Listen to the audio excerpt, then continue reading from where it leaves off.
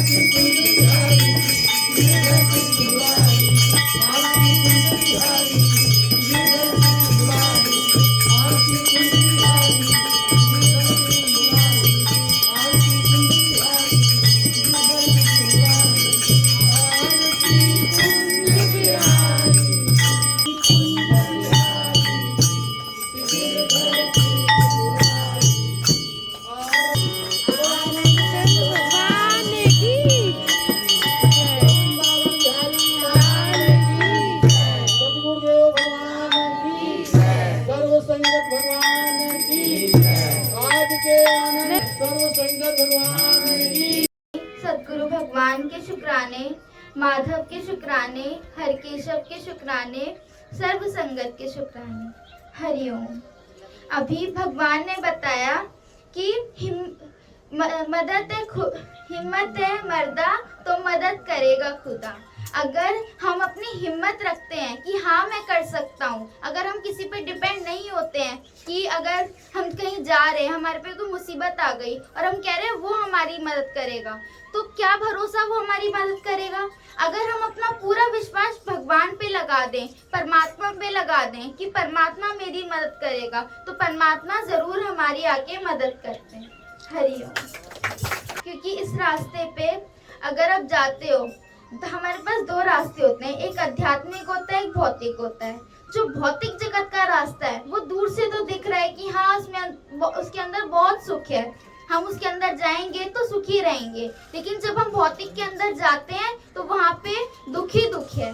लेकिन जब हम आध्यात्मिक की तरफ देखते हैं, वहाँ पे दुख क्यों आता है? वहाँ पे गुरुजी दुख इसीलिए आता है क्योंकि वहाँ पे सुख की इच्छा होती है। हाँ, हम सुख से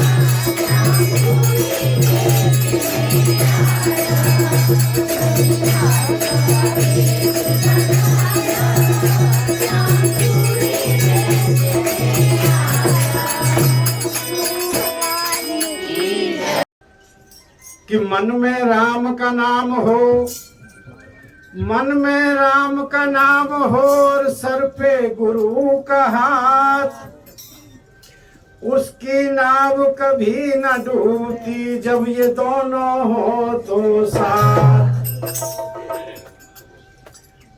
गुरु गूंगे गुरु बावरे, गुरु गूंगे गुरु बावरे, और तो भी रहियो गुरु के सामने लगा फकीरी में दरगाह करे हकल मेरी माँ, मेरा मन लगा फकीरी में दरगाह करे हकल मेरी माँ, मेरा मन लगा फकीरी में दरगाह करे हकल मेरी माँ, मेरा मन लगा फकीरी में।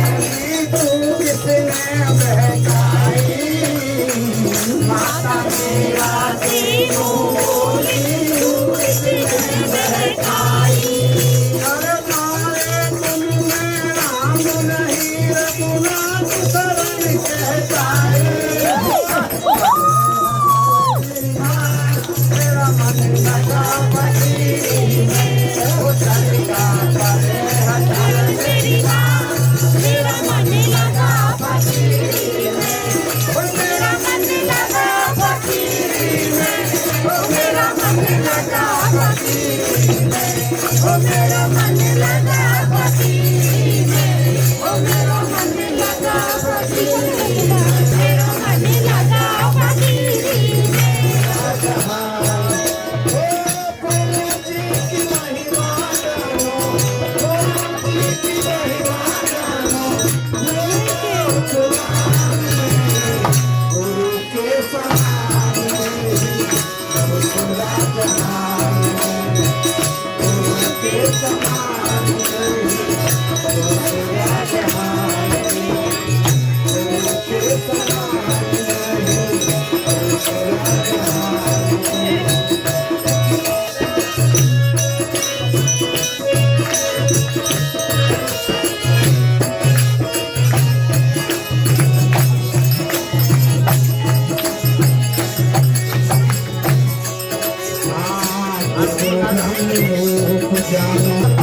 इसलिए ये अनुभव का ज्ञान है। एक तो बोल के कोई भी समझा सकता है, बता सकता है, लेकिन एक अनुभव सहित समझाना ये बहुत पुरुषार्थ और मेहनत का काम है। इसको बंद कर दो। बहुत मेहनत का काम होता है, क्योंकि अनुभव लेना कोई कोई विरला ही चाहता है। अभी सभी बोल सकते हैं गुस्सा मत करो, लालच मत करो, झूठ मत बोलो। लेकिन जब अपनी ज़िंदगी में एक ऐसे मोड़ आ जाते हैं तो इस इंसान इन चीज़ों को बहुत जल्दी इस्तेमाल कर लेता है। वो झूठ भी बोल लेगा, वो लोभ भी कर लेगा, मोह भी कर लेगा, लालच भी रख लेगा, कुछ भी कर सकता है, क्योंकि सोचता है ऐसे ही काम निकलता है। हमसे भी कितने जने झूठ बोलते रहते हैं, कुछ कुछ बोलते रहते हैं, कहते रहते हैं, लेकिन आखिर इसकी आवश्यकता ही क्या है। लेकिन मनुष्य ने समझी हुई है कि शायद झूठ की आवश्यकता है, दुख की आवश्यकता है, तकलीफ़ की आवश्यकता है, परेशानियों की आवश्यकता है, जबकि ये है ही नहीं, बने ही नहीं है। अगर दुख होता तो एक सही होता ना, अलग अलग क्यों लगता है दुख? क्योंकि अपनी अपनी बुद्धि की स्थिरता है। घर वही है, एक को बात लग गई, एक को नहीं लगी, एक उसको शांत करा रहा है, एक अशांत हो रहा है। तो यानी बुद्धि की स्थिरता में फ़र्क है। एक बात को समझ रहा है, एक बात को नहीं समझ रहा है, एक बात समझा रहा है। तो घर वही है, प्राणी वही है, लेकिन अपनी अपनी बुद्धि की बात हो जाती है। अभी आप सबको सत्संग बहुत अच्छा लगता है, सबको तो नहीं लग सकता, लेकिन आपके लिए वो बुरे नहीं है। अगर वो आपकी सोच, दृष्टिकोण और विचारधारा से नहीं मिलते हैं या नहीं चलते हैं, चाहे वो घर के हों, गली मोहल्ले के हों, इसका अर्थ ये नहीं है कि वो बुरे हो गए। कोई बुरा नहीं है भले मन के वास्ते, सबकी अपनी अपनी दिलचस्पी। कोई व्यायाम करने गया है, कोई व्यापार करने गया है, कोई सोने गया है, कोई नौकरी करने जा रहा है, कोई घर गृहस्थी का कर रहा है, कोई खेती बाड़ी करने गया है, कोई भक्ति करने आया। तो ये अपनी अपनी बुद्धि की स्थिरता है कि सबसे महत्वपूर्ण आखिर है क्या इस ज़िंदगी में। सबसे महत्वपूर्ण जो मेरा अपना अनुभव है वो है एक सच का जीवन बना के रखना। कम से कम अपने गुरुजनों से तो झूठ ना बोले, कम से कम उनके साथ तो एक सत्यता के विचार से रहें, उनके साथ तो मतभेद या भेदभाव करके रहें। देखो, हमें तो संगत पसंद है, हमें उसके अलावा कुछ भी पसंद नहीं है। अपनी दिलचस्पी हो गई। अब किसी को कुछ पसंद है तो इसका मतलब ये नहीं कि वो बुरे हो गए हमारे लिए, उनका अपना शौक़ है।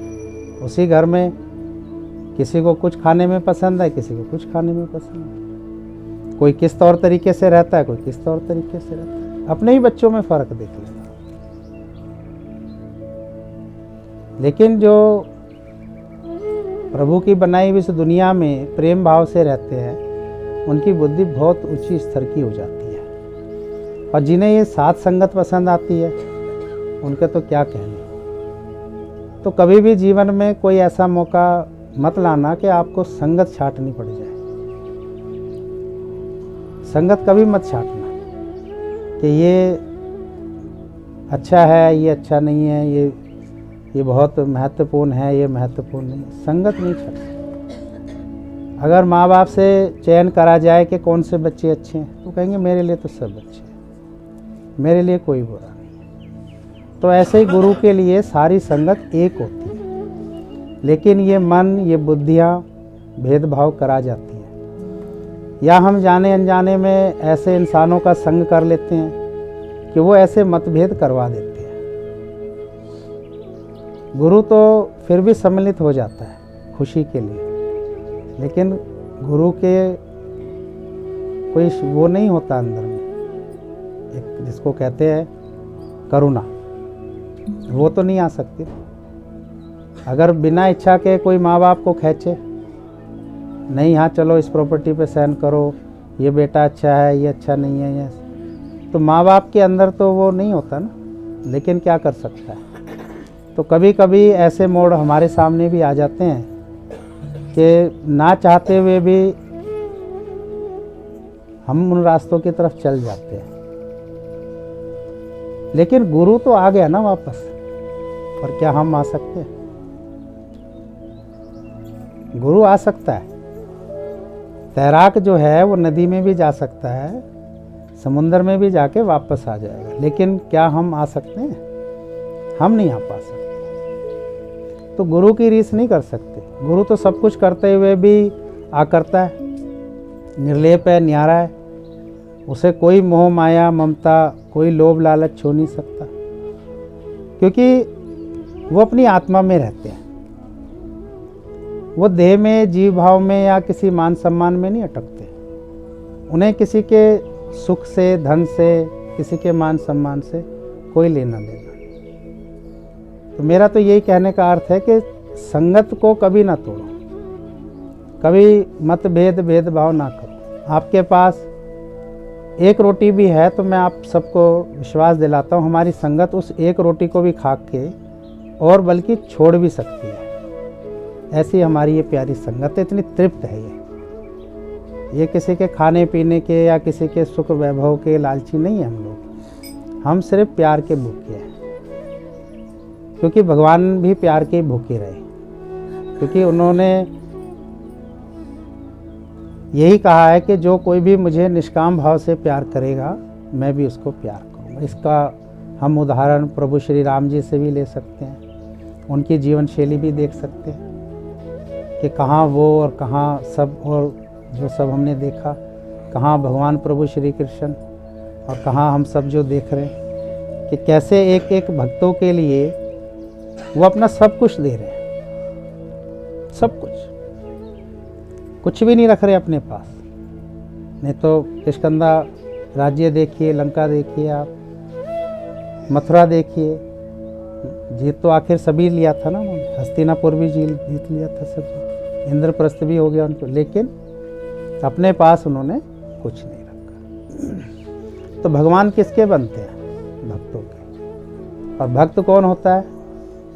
जो इन सब कलह कलेशों से सबसे उपरांत होता है। चाहे वो अब कोई भी हो, बालक हो, जवान हो, किशोर हो, पढ़ा लिखा हो ना हो, जो भी हो, धनवान है, योगवान है, भगवान ये नहीं देखते हैं, ये संसार देखता है। क्योंकि संसार को सुख चाहिए, स्वार्थ पूरा करना है उसको, उसका अपना लालच है। भगवान का क्या लालच है? भगवान तो कहते हैं जो भी मुझे इस अंतर हृदय की पवित्रता से प्रेम करेगा मैं उसका हो जाऊंगा। कैसे सुदामा का प्यार देखिए आप। ये सब कोई मन कल्पना की कहानियां नहीं है, ये या कोई झूठी हैं, ये सब सत्य हैं। अब ये जो साथ संगत चल रही है आजकल, हम सब में से आने वाले वक्त पे जो जो जीवित रहेंगे तो इतिहास बताएंगे ना, ऐसे ऐसे शुरुआत हुई, ऐसे ऐसे हम करते थे, ऐसे ऐसे सब होता था। तो ऐसे ही ये सब चलता हुआ आया और ऐसे ये प्रभु की लीलाएं आई। तो एक जीवन को अगर जीना है तो उसको खुद ही सोचो कि मुझे कैसे जीना है। अगर मुझे राम बनना है तो मुझे रामायण में जाना होगा। बिना रामायण में जाए मैं राम नहीं बन सकता। मुझे कृष्ण बनना है तो मुझे गीता में जाना होगा। अगर मुझे एक भला नेक इंसान बनना है तो मुझे भलाई के रास्ते पर रहना है। क्या आवश्यकता है झूठ बोलने की? क्या आवश्यकता है लोभ लालच करने की? क्या आवश्यकता है इन भविष्यों की चिंता करने की? कोई आवश्यकता नहीं है। सिर्फ एक ही काम है, भज केवल राम नाम। राम की बनाई हुई चीज़ें हमारे इतने काम आती हैं तो क्या राम हमारे काम नहीं आएंगे? किसके काम नहीं आए? सबके काम आए। कोई ऐसा नहीं जिसके वो काम नहीं आए, सबके आए। यहाँ तक कि तो उन्होंने रावण को भी ये संदेश भेजा कि अभी भी क्षमा का है रास्ता एक, मैं तुम्हारी सारी गलतियों को भुला सकता हूँ। कितना उदार हृदय, जबकि वो जीते हुए हैं। ऐसा उनको आशीर्वाद मिला हुआ है और एक से नहीं अनेकों से मिला है।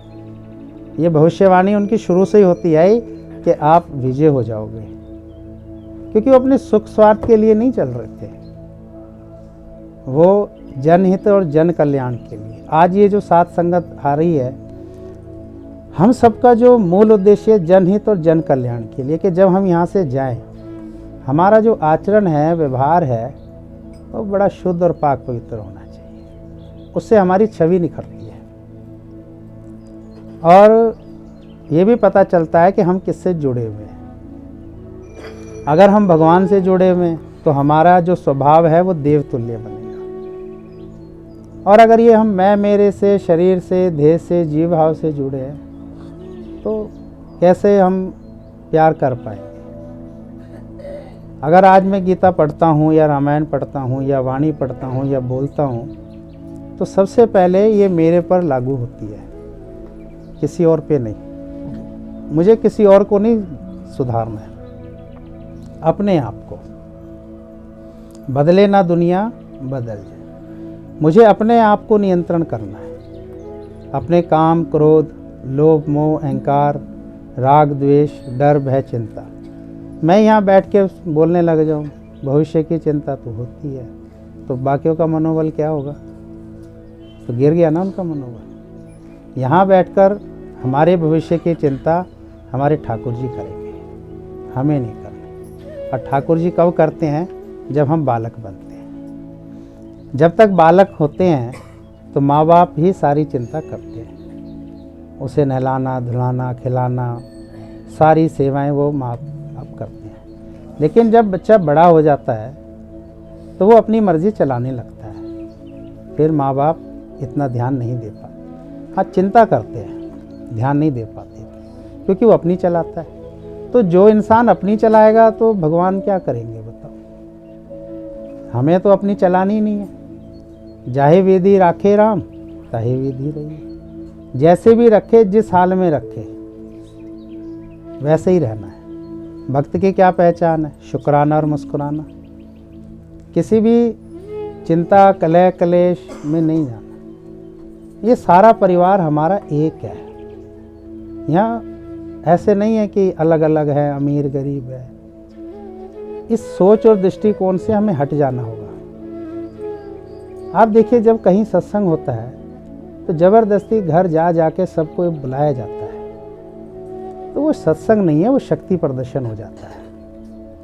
लेकिन जब कोई अपना निजी ऐसा कार्य होता है तो इंसान छाट छाट के बुलाता है। तो इसका मतलब उसे अभी एक नज़र नहीं आता है। तो एक नज़र जब तक नहीं आएगा तब तक वो भक्त नहीं बनेगा। महापुरुषों ने तो यहाँ तक भी कहा है, संत और कुत्ता एक है, नाला और गंगा एक है, कोई फर्क नहीं है। अब प्रभु श्री राम जी ने तो और आगे की बात कही कि समुद्र से पवित्र तो कुछ भी नहीं है, क्योंकि सारी नदियों का जो मेल है, मिलन है, सम्मेलन है, वो समुद्र में तो है। तो नज़रिया, दृष्टिकोण कैसा है?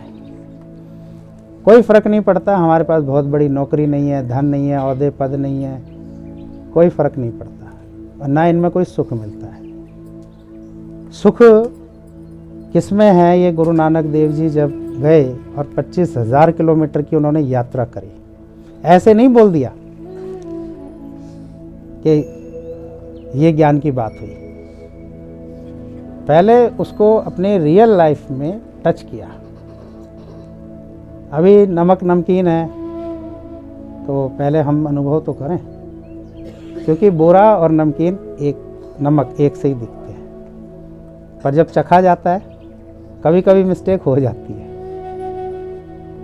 और जब चख के करते हैं तो पहले अनुभव तो करें।